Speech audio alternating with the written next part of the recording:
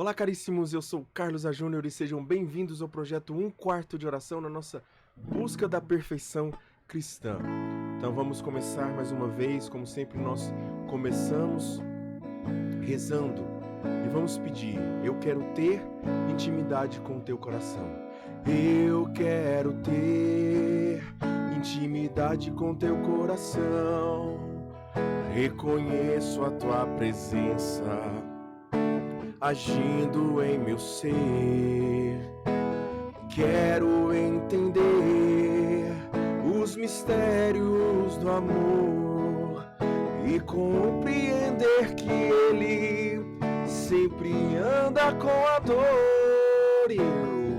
Eu quero ter intimidade com teu coração. Reconheço a tua presença agindo em meu ser.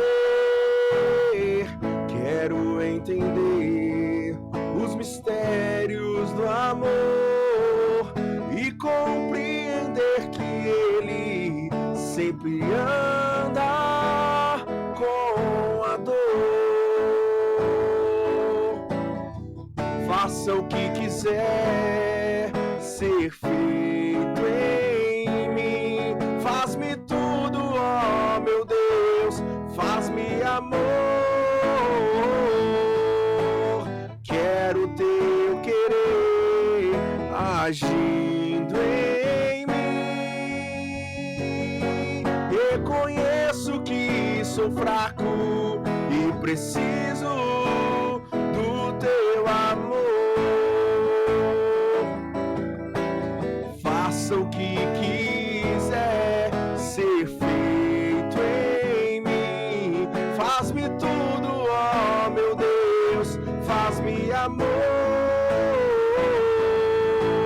Quero teu querer agindo em mim. Reconheço que sou fraco e preciso do teu amor. Louvado seja o nosso Senhor Jesus Cristo, para sempre seja louvado. Tudo por Jesus e nada sem Maria. Então nós começamos o nosso conteúdo de hoje, depois da nossa oração, depois da nossa reflexão na canção, nós podemos começar o nosso conteúdo de hoje. Bom, nosso conteúdo de hoje, como a própria música diz e como o título está mostrando aí para você, nós vamos entender como conhecer a Deus, o conhecimento de Deus para a busca da perfeição cristã, certo? Então, nós vamos entender isso hoje. Vamos lá? Primeiramente, nós precisamos entender que para alcançar a perfeição, que é a união da alma com Deus, né? Nós nos unimos a Deus. Então, nós alcançamos a perfeição não porque nós nos tornamos perfeitos, mas porque nós alcançamos aquele que é perfeito. Nós, né, como a própria Bíblia diz, se eu não me engano em Filipenses, vai dizer o seguinte: Paulo ele vai citar dizendo que ele não é perfeito, ainda não é perfeito, mas ele busca alcançar a perfeição, porque um dia essa perfeição o conquistou. O que é essa perfeição? É o próprio Deus. Deus o conquista. Então nós somos obrigados a alcançar Deus, a alcançar a perfeição em busca da perfeição cristã. A perfeição cristã é Deus. Se você chegou até aqui, você entende hoje que a perfeição é Deus. Que a perfeição é Deus. Então, alcançar a perfeição, buscar a perfeição é buscar Deus. Não é ser perfeito. Olha a diferença. Porque às vezes as pessoas podem achar que isso está sendo uma presunção da minha parte. Pelo contrário, eu estou te ajudando a buscar a Deus, que é a perfeição. A perfeição do cristão é Deus. O cristão é perfeito quando ele está em Deus, quando ele alcança Deus. Então essa perfeição, alcançar a perfeição, que é a união com Deus, é fundamental ter um duplo conhecimento. Qual que é esse duplo conhecimento? Conhecimento de Deus, que leva diretamente ao amor divino, ou seja, conhecer o amor divino. Quanto mais conhecemos Deus, mais somos impulsionados a amá-lo. E também o conhecimento de si mesmo, porque não adianta eu conhecer a Deus E, aliás, é impossível conhecer a Deus se eu também não faço um caminhar de conhecer a si mesmo. São os passos. Ninguém que tenha as duas pernas caminha com uma perna só. Sai pulando, né? Ou seja, né? Isso e a própria deficiência, ela demonstra que existe uma ausência, né? A deficiência da perna ali, de um amputado, alguma coisa assim, ele demonstra que há uma deficiência, que há uma ausência, que o normal não é aquilo. Então, o normal do ser humano para buscar a Deus é conhecer a Deus e conhecer o próximo. Conhecer a si mesmo, perdão. Conhecer a Deus e conhecer a si mesmo. Conhecer a si mesmo nos ajuda a reconhecer tanto as qualidades que Deus colocou em nós, quanto as nossas misérias e nossos defeitos. Essa percepção gera um justo desprezo de si mesmo, que leva à humildade. Quando nós conhecemos de fato quem somos, a nossa miséria, as nossas fraquezas, os nossos defeitos, e nós reconhecemos o quanto Deus foi generoso conosco, nos dando qualidades, nós nos portamos com humildade e desprezamos a nós mesmos. Esse desprezo no sentido de eu não confio em mim, mas eu confio em Deus. Por sua vez, também nos remete ao amor de Deus, esse conhecimento de si mesmo. E é no esvaziamento de si mesmo, de si, que a união com Deus se torna possível. Então, em resumo, essa primeira parte aqui, em resumo, o autoconhecimento e o conhecimento de Deus são os pilares para desenvolver a humildade e o amor, abrindo caminho para a união com o Criador. O que devemos saber, então, sobre Deus? O que nós devemos saber sobre Deus? Para amar a Deus de verdade e assim trilhar o caminho da perfeição espiritual, o primeiro passo é conhecê-lo. Então, o primeiro passo para a perfeição é conhecer a Deus. Quem não sabe que Deus existe, ou quem não crê que Deus existe, não está dando passos para a perfeição, né? Se você não sabe que a água existe, você não vai buscar a água para matar a sua sede. Da mesma forma, você não vai buscar Deus para saciar o vazio que existe dentro de você. Então, a primeira coisa é conhecer a Deus. E aqui o conhecimento mais primário, né? Saber que Deus existe, entender que Deus existe. Quanto mais aprendemos sobre suas perfeições, e aqui nós vamos não só conhecer, mas agora conhecer as suas qualidades, as suas características, como Deus é, o que Deus é. Deus é um ser superior, que está acima de nós, que nos criou, que nos ama, que é perfeito. Então, tendo esses conceitos sobre Deus, né? Nós começamos a entender e conhecer a Deus. Mas nosso coração se inflama de amor por Ele, já que Ele é a própria essência do ser, da beleza e da bondade e do amor. Então nós, em Deus, nós podemos ter essa certeza de que podemos conhecer racionalmente, mas o que Ele quer de nós é que nós o conheçamos no nosso coração, na nossa intimidade. E o que precisamos então saber de Deus? Devemos buscar o conhecimento de tudo o que nos leva a admirá-lo e amá-lo. Então, aquilo que nos leva a admirar Deus, nós devemos conhecer. Aquilo que nos leva a admirar Deus e a amá-lo, nós devemos conhecer. E isso inclui a sua existência, né? Saber que Ele existe, saber que a sua natureza também, os seus atributos, as suas obras, a sua vida íntima e as suas relações conosco. Entender que quem Ele é em sua essência. Entender quem Ele é em sua essência. Entender também, reconhecer a ação de Deus no mundo e em nossas vidas. Também a respeito da vida íntima, compreender a profundidade de seu ser como Santíssima Trindade, né? E a Santíssima Trindade é o Pai que ama o Filho, o Filho que ama o Pai e o Espírito Santo que é esse amor. Suas relações conosco também, quando nós percebemos como Ele se relaciona pessoalmente com cada um de nós. Mesmo as verdades mais abstratas sobre Deus não são meramente intelectuais. Mesmo as verdades mais abstratas não são meramente intelectuais, elas podem também ser experimentadas. Elas têm um lado que toca o coração e alimenta a piedade. Por exemplo, pensar na onipotência de Deus. Deus pode todas as coisas. Pensar na onipotência de Deus não é só um conceito, mas pode nos levar a uma confiança inabalável, sabendo que nada é impossível para Ele. Olha só, então, os pagãos, os ateus, quando eles ouvem falar da onipotência, eles tratam mal essa onipotência de Deus. O cristão já deve ser o contrário. Ele deve entender, bom, se Deus pode tudo, então nada é impossível para Ele, vou confiar nele. E aumenta a confiança do cristão em relação a Deus por conta de entender a onipotência dele. Ou talvez por meditar a sua misericórdia infinita, que nos convida a entregar a Ele nossas falhas e fraquezas com a certeza de seu perdão.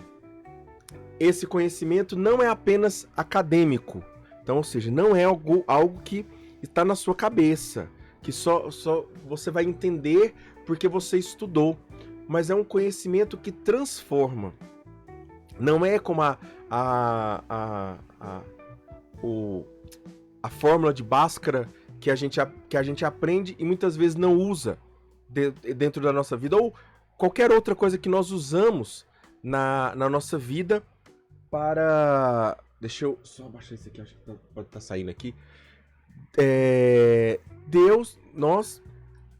Não é um conceito que é somente jogado, mas é algo que transforma as nossas vidas, que deve transformar as nossas vidas, nos levando a uma ideia distante de Deus para um relacionamento de amor profundo. Certo? Agora nós vamos entender o conhecimento filosófico de Deus. Como processar esse conhecimento filosófico de Deus. O conhecimento filosófico de Deus é um caminho para o amor e a perfeição. É um caminho para o amor e a perfeição, tá? Mesmo as verdades mais filosóficas e abstratas, ou seja, que não podem... Abstrata no sentido que não pode ser aplicado, né? Até o momento não pode ser aplicado. Sobre Deus, são uma fonte rica de reflexão que nos levam ao amor. Aristóteles, Platão, todos pensaram sobre Deus. E chegaram ao conhecimento de uma verdade que os impulsionou. Que os impulsionou a ser pessoas melhores. Que os impulsionou a entender mais a vida, a entender mais Deus. Ainda que eles não conheciam a Deus, eles sabiam que era impossível o mundo existir, a criação existir, se não fosse por um ser superior. Conhecer a Deus por meio da razão nos revela aspectos de sua grandeza que nos impulsionam à santidade. Então, conhecer de forma abstrata, ainda assim, pode nos ajudar a conhecer a Deus. Embora pareçam complexas, as provas da existência de Deus nos mostram que Ele é o primeiro motor e o fim, o início e o fim de todas as coisas. Deus é o início de todo o movimento e propósito final de todas as nossas ações.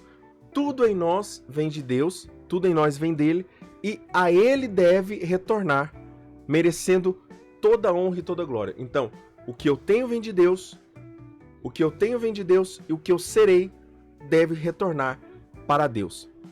Ele também é um ser necessário, ser necessário bem essencial. Ele é o único ser que existe em si mesmo, que não precisa de outro para existir. O único verdadeiramente necessário. Nós só precisamos dele. Podem se acabar todas as outras coisas. Mas se Deus acabasse, né? Pois Deus não acaba. Mas se Deus acabasse, nós morreríamos. Nós não existiríamos. Da mesma forma, né? Ou o contrário, melhor dizendo, né? Qualquer outra coisa que sumisse da face da Terra, nós continuaríamos existindo. Isso significa que ele é o único bem que devemos buscar acima de tudo. Por isso nós devemos buscar a Deus acima de tudo, porque ele é o único bem necessário, pois todo o resto é passageiro e só tem valor se nos conduz a ele. Então, as minhas ações, as minhas atitudes, elas só nos ajudam se nós as criaturas só nos ajudam se elas nos levam a Deus. A sua perfeição infinita e nosso ideal. Deus é a perfeição sem limites. E as criaturas são apenas um reflexo pálido, um reflexo sem vida da sua beleza. Ou seja, a gente olha o pôr do sol, as flores, os jardins, os planetas, a gente vê beleza nisso. E aí o autor aqui vai dizer o seguinte: isso é apenas uma expressão, um reflexo pálido do que é de fato a beleza e a perfeição de Deus. A gente olha para uma flor e fala, que perfeição. A gente olha para a criação, que perfeição, né? Mas a gente olha para o ser humano, a gente olha para Deus e não vê perfeição.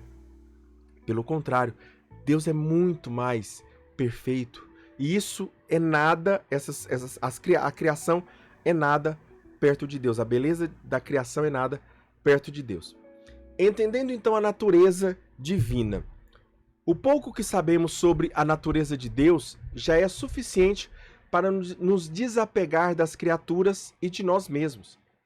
Ao saber que Ele é plenitude do ser, ou seja, Ele é aquele que é, eu sou o que sou, eu sou aquele que sou, como Ele próprio diz para Moisés, reconhecemos que nossa própria existência é um dom emprestado e que devemos totalmente do ser divino e que dependemos totalmente do ser divino. Nós dependemos dele, não é ele que depende de nós. Então, se Deus quer que nós o sirvamos, não é para agradar a ele porque ele necessita de nós, mas é para nos beneficiar e nos beneficiar uns aos outros e amar uns aos outros. O serviço, o que Deus nos pede, ele não pede para si mesmo, mas ele pede para o nosso bem e por amor de nós. Essa compreensão é a poderosa lição de humildade e amor, como a que Deus deu a Santa Catarina de Sena. Tu é aquilo que não é, e eu sou aquele que é. Ou seja, ele disse para Santa Catarina, você é aquilo que não é. Você não existe se não existe no que é. E eu sou. Eu sou, né? Falar no português errado aqui, para continuar, é dizer, você é aquilo que não é. Deus falando, né? Você é aquilo que não é. Eu sou aquilo que é. Certo? Eu sou aquilo que é, aquele que existe. De fato, todas as outras coisas não existem, só existem em mim. Cada atributo de Deus, quando meditado, acende ou aviva nosso amor por ele. Então, quando nós observamos e meditamos os atributos de Deus, nós podemos, então, acender e avivar um amor para ele, por ele. A simplicidade, a sua imensidade, a sua eternidade, a sua imutabilidade, a sua infinita atividade em nós, a sua onipotência, a sua sabedoria, a sua bondade, a sua santidade, a sua verdade, a sua beleza, a sua bondade, o seu amor. Tudo isso reflete o coração de Deus. Eu vou repetir para você, né? E pegue essas coisas e utilize para rezar. Utilize para rezar a sua simplicidade, a sua imensidade, a sua eternidade, a sua imutabilidade, a sua infinita atividade, a sua onipotência, sabedoria e bondade, a santidade de Deus, a verdade, a beleza, a bondade e o amor. Assim, ao contemplar e adorar a perfeição e os atributos de Deus e a perfeição dos atributos de Deus, as almas santas se deleitam, de certa forma, atraem algo dessas qualidades divinas. Ou seja, quando eu contemplo a beleza e a bondade de Deus, eu começo a me tornar uma pessoa boa. Eu começo a me tornar uma pessoa boa, porque eu estou refletindo sobre aquilo que Deus é e Deus é em mim. O amor a Deus através das verdades reveladas. A vida divina em sua origem é a Santíssima Trindade. A Santíssima Trindade é a origem da vida. Deus, Pai, criou toda a criação para reflexo e glória do Filho. Então, é pelo Filho que o Pai criou a criação. E o Espírito Santo é o sopro que dá vida a essa criação. É o sopro que dá movimento, é o sopro que faz viver essa criação. Então, toda a Santíssima Trindade trabalha na criação. No coração de Deus há um amor eterno entre o Pai e o Filho, que é o Verbo, a sua imagem perfeita, e o Espírito Santo, que é fruto desse amor mútuo e é esse próprio amor mútuo. E nós participamos dessa mesma vida divina através da graça, através da permissão de Deus. Deus permite pela criação, pela salvação e pela santificação, pela vida que Ele nos dá para nós existirmos, para nós participarmos dessa vida. Qual é a comunicação e a criação? O amor infinito de Deus. Como Deus se comunica? Através do amor. A linguagem de Deus é o amor. A linguagem de Deus é o amor. Deus, em sua bondade infinita, quis comunicar-se criando o universo e principalmente santificando o ser humano. Então, a criação do mundo nada mais é do que a manifestação da comunicação de Deus. Comunicação essa que é amor. E é amor infinito. E é amor que não tem fim. É um motivo de profunda admiração e amor saber que Deus nos escolheu para existir, nos deu vida e inteligência e nos chamou para participar de sua própria vida divina, tornando-nos seus filhos. E Ele também nos conduz. Uma outra verdade revelada é também que Ele nos conduz a uma restauração do pecado. Restauração do pecado através da encarnação redentora de nosso Senhor Jesus Cristo. Após a perda da vida divina, através do pecado, o Filho de Deus se fez homem para que Ele pudesse nos salvar. Para que Ele pudesse nos salvar. E Ele só podia nos salvar através da sua encarnação. Aliás, melhor dizendo, eu vou refazer essa frase porque ela está mal falada. Maldita, né? Eu falei errado aqui. Deus poderia nos salvar de várias formas, mas por amor, Ele nos escolheu salvar pela sua encarnação. Por amor, o plano de salvação já estava contido em Deus. Ele expiou então os nossos pecados através de sua morte, paixão e morte na cruz. Nos reconciliou com Deus e restaurou as nossas almas. Através da sua vida divina em nós, pelo Espírito Santo, que Ele mesmo recebeu do Pai. Uma outra verdade revelada também é a presença contínua de Jesus através da Igreja, dos sacramentos e principalmente do sacramento da Eucaristia. E principalmente do sacramento da Eucaristia, onde o próprio Jesus diz: eis que estou convosco até o fim, por todo o tempo, até o fim do mundo. Para manter essa união, Jesus permanece conosco, então, através da Igreja, através dos sacramentos e através da Eucaristia, principalmente. Através da Igreja, Ele transmite a sua doutrina. Através dos sacramentos, Ele transborda os canais da graça e comunica a vida divina para nós. Sobretudo através da Eucaristia, que é a própria presença e essência de nosso Senhor Jesus Cristo.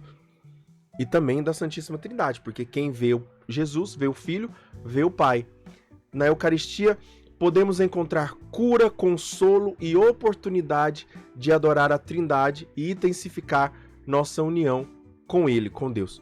E para finalizar esse trecho das verdades reveladas, também Deus nos revelou a consumação da sua glória, que é uma glória eterna, ou seja, a felicidade final, quando ele restaurará toda a criação definitivamente. Toda essa jornada, esse caminho de criação, purificação, salvação, terminará numa consumação que é a vida eterna, que é a glória eterna. Toda essa jornada é um prelúdio para a vida eterna, onde veremos Deus face a face. Então, todo esse caminho é um prelúdio para que nós possamos glorificar a Deus eternamente. O amaremos perfeitamente e encontraremos a felicidade plena e duradoura nele. Certo? Como alcançar, então, o conhecimento de Deus? Existem 3 meios principais para desenvolver um conhecimento de Deus que nos leva, e são 3 meios que devem andar juntos, tá bom? Devem andar juntos, para desenvolver um conhecimento de Deus que nos leva ao amor e à perfeição. São eles: o estudo piedoso, ou seja, estudar piedosamente, não é só estudar Deus, é estudar piedosamente. Meditar, ou seja, fazer oração, e o hábito de ver a Deus em tudo, né? A contemplação. Vamos lá então. Estudo, meditação e contemplação, tá? Ou leitura, meditação e contemplação. Vamos ao estudo primeiro. O estudo deve ser piedoso da teologia e da filosofia. Estudar a filosofia e a teologia não deve ser apenas um exercício intelectual, mas uma busca com a mente e o coração. Eu busco com o coração também. O próprio Santo Tomás de Aquino vai nos dizer que deve-se estudar como um discípulo e amante de Cristo. É aquela pessoa que está apaixonada pelo que estuda. Esse estudo, então, revela as perfeições de Deus e como a teologia nos guia ao conhecimento perfeito e ao amor. Então, isso nos leva ao conhecimento perfeito e ao amor divino. A piedade aliada ao conhecimento permite penetrar nas verdades e admirá-las. E aqui nós podemos então pedir ao Espírito Santo os dons principalmente da ciência e do entendimento que nos ajudam a elevar a alma das criaturas. As pessoas, elas batem muito cabeça, às vezes, e eu vejo muito isso, né? Muita gente na internet questionando catequistas, padres e tudo mais. Ah, isso pode, isso não pode, isso faz, isso é isso. Aquelas perguntas, né? Que poderiam ser resolvidas com um simples pedido: Senhor, fortalece em mim os dons, floresce em mim, amadurece em mim os dons do entendimento e os dons das ciências que eu recebi no sacramento da crisma, né? Então nós precisamos pedir isso. Pedindo isso, o Espírito Santo mesmo vai nos revelar. Claro que a gente pode tirar dúvida com outras pessoas, não estou criminalizando e demonizando isso, pelo contrário. É justo e lícito a pessoa está necessitada de uma ajuda mais direta, sim. Mas muitas coisas não precisariam ser perguntadas ali, certo? Então, peça os dons da ciência e do entendimento para principalmente conhecer a Deus e estudar sobre Deus. O outro caminho para conhecer a Deus é através da meditação e da oração. A meditação profunda dos dogmas cristãos é crucial, ou seja, da fé cristã é crucial. Ler o catecismo, entender o catecismo, conhecer o catecismo, meditar sobre o catecismo. Sobre a luz da fé e a moção do Espírito Santo, a alma pode penetrar em profundidades que a inteligência sozinha não alcançaria. Então, o Espírito Santo é que vai nos ajudar a ver Deus de forma plena. A ver Deus de forma plena. A oração, então, ela é vital para nossas almas, pois no silêncio dela, Deus fala ao coração, Deus ilumina a mente e inflama a vontade. O Espírito Santo comunica os dons de sabedoria, ciência e entendimento, criando uma união íntima com Deus. A lembrança frequente de Deus durante o dia prolonga os efeitos da oração e aprofunda aprofundando o amor e o conhecimento. E aprofundam o conhecimento de Deus. A terceira coisa que nós precisamos fazer para conhecer a Deus, o terceiro hábito que nós devemos ter é o hábito de ver Deus em todas as coisas. A alma aprende a elevar-se nas criaturas, das criaturas ao Criador. Então, utiliza as criaturas para elevar-se e chegar ao Criador, e não o contrário. E não o contrário, ou o rasteiro disso, que é utiliza-se das criaturas para chegar a outras criaturas, né? Não é isso. Nós vemos Deus em todas as suas obras, sejam elas coisas, pessoas ou acontecimentos. Isso se baseia na ideia de que todas as criaturas são um reflexo das perfeições divinas, ainda que um reflexo pálido, mas é um reflexo das perfeições divinas. Criaturas em geral são vestígios e imagem ou semelhança de Deus, mostrando sua autoria e convidando ao louvor. Então, quando nós vemos a beleza da graciosidade de algum pássaro, do voo de um pássaro, nós observamos como Deus pode ser forte como a águia, né? Poderoso como a águia, que está acima de todas as coisas como a águia. Claro, a águia não está acima de todas as coisas, mas a gente tem essa visão, ainda que perdi a palavra aqui. Ou seja, que tem essa forma de homem, né? O pensamento do homem, mas nós como homens, nós não podemos rezar e pensar como outra coisa ser que não seja homem. E é natural isso. Então, o que nós podemos fazer é, como homens, tentar entender Deus, e entendendo Deus através das criaturas. De forma especial, as criaturas intelectuais, ou seja, os humanos. Esses batizados são mais imagens vivas de Deus do que as próprias restantes criaturas. E devemos ver Cristo em todos os batizados. Também nos acontecimentos nós devemos ver a Deus. Nas criaturas intelectuais e nos acontecimentos, felizes ou infelizes. São providenciais. Os atos, os acontecimentos, o que acontece, são providenciais e destinados a aperfeiçoar nossa vida sobrenatural e nos santificar. Então, acontecimentos também podem nos ajudar. E para finalizar, vamos explicar o exercício da presença de Deus. O exercício da presença de Deus é uma prática espiritual essencial que nos leva a uma vida mais santa, baseada no conhecimento amoroso de Deus. Primeira coisa que nós precisamos aprender é a onipresença de Deus. Deus está em todas as partes, em todos os lugares, não só por sua ciência e ação, mas por sua própria substância. Então a sua ciência, ou seja, ele sabe tudo, por sua ação, ele pode em todas as coisas, e por sua substância, ele é em todas as coisas, ele está em todas as coisas. Certo? Como Criador, ele nos deu o ser, a vida e mantém nossas faculdades. Nós estamos vivos porque Deus permite.